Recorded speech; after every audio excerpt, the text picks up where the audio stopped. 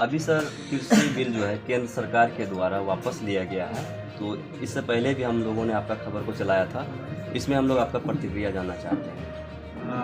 आपने राहुल जी का सुना होगा, जिसमें उन्होंने कहा था कि ये कानून वापस इनको लेना ही होगा, जी और आज लेना पड़ा आदरणीय प्रधानमंत्री जी को।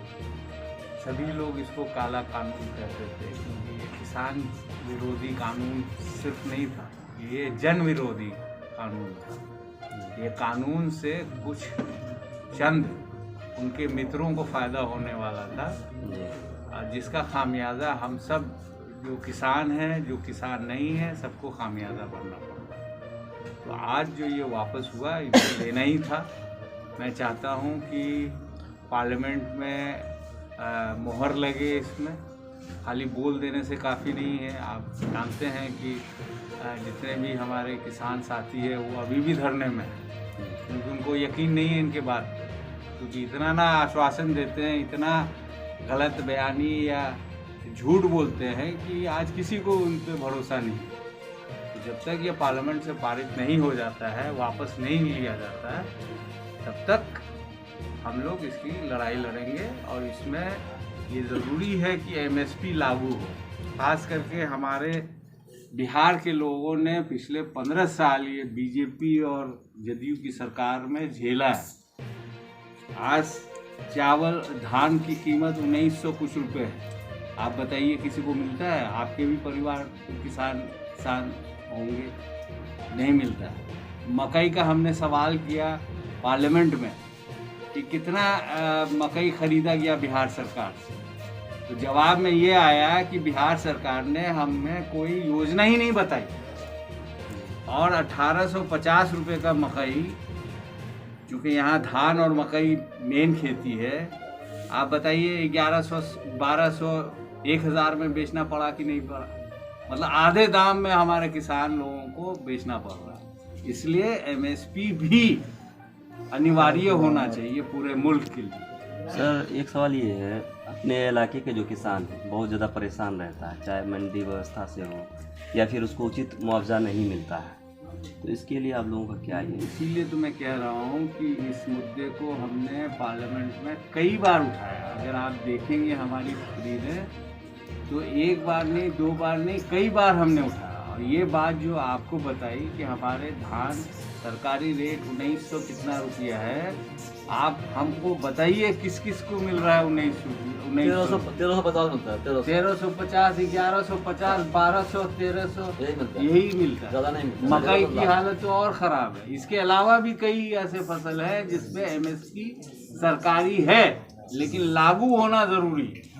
किसानों के लिए क्या संदेश देना चाहते हैं? किसानों के लिए संदेश ये है कि मैं आप लोगों का आभारी हूँ, किसान भाइयों का। हालांकि हमारे बिहार के किसान उतने पार्टिसिपेट नहीं किए इस काले कानून के ख़िलाफ़, लेकिन मैं किसान भाई बहनों का शुक्रगुजार हूँ कि ये तानाशाह जो हुकूमत है उसको आपने आईना दिखाया, उसको मजबूर किया कि आपकी मनमानी नहीं चलेगी। आप प्रधानमंत्री हो सकते हैं, लेकिन आपके आका पब्लिक है, और पब्लिक जो चाहेगी वो करेगी। जो पब्लिक के हित में है उसको कीजिएगा तो आपको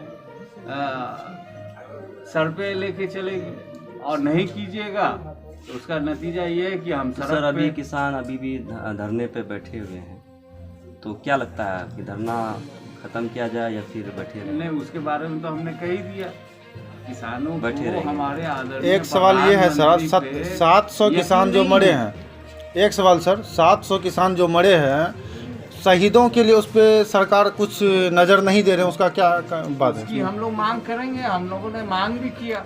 हम लोगों ने जब पार्लियामेंट शुरू होता है तो जो एक्स एमपीज होते हैं, जो या एमपी सिटिंग एमपी है, या जो शहीद होते हैं हमारे, चाहे वो फौजी हो, उनके लिए हम लोग 1 मिनट का मौन रखते हैं।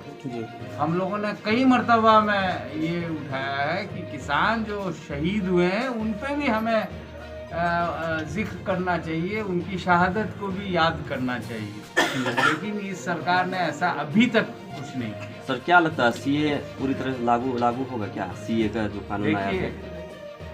हमने कल भी ट्वीट किया है, हमने ये कहा है कि जिस तरह हमारे आदरणीय प्रधानमंत्री ने घोषणा की कि ये तीनों काला कानून किसानों का वापस लेने की घोषणा की, तब हमने ट्वीट में ये कहा कि अब बारी है सीए जो है उसको वापस लेने की ज़रूरत है। और आपको खुशी होगी, हमारे कई माननीय सदस्यों ने ये बात उठाई, यहाँ तक कि शशि थरूर जी ने तो हमारा नाम लेके उसको रीट्वीट किया और उसको ये किया। तो ये पूरे हिंदुस्तान के लोग चाहते हैं कि इस तरह के कानून जो लोगों को बांटती है, लोगों को गुमराह करती है, ऐसे कानून नहीं होने चाहिए। धन्यवाद सर। Thank you.